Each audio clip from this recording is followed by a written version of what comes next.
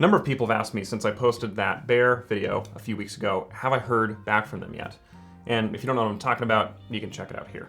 The answer is no, I have not heard back. And the people that have asked this question, they've wondered how could BEHR have not reached out?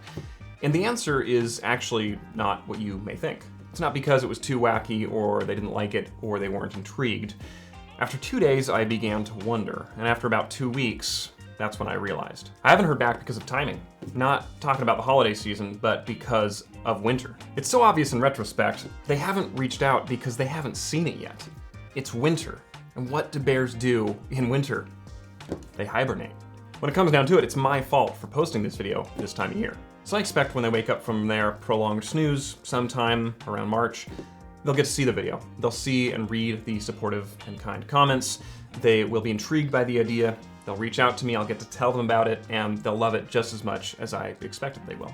In all seriousness, this whole idea is rooted in 2 things. The first of which is a marketing hypothesis that I have, and I'm testing. And this was one of the tests. In the future, I'll create a video that details my hypothesis. And the second is 3 uncomfortable truths that have taken me too long to recognize. And like all uncomfortable truths, they're pretty obvious in retrospect.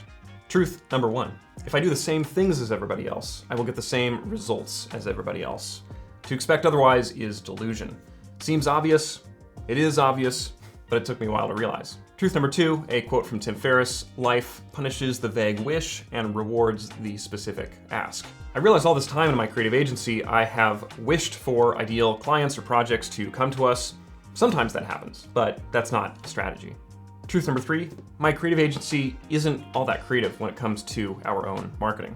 I realized despite our great feedback from clients, if we were our own client, I wouldn't have very good things to say. It's the same old tale you've heard 1,000 times about the cobbler's kids.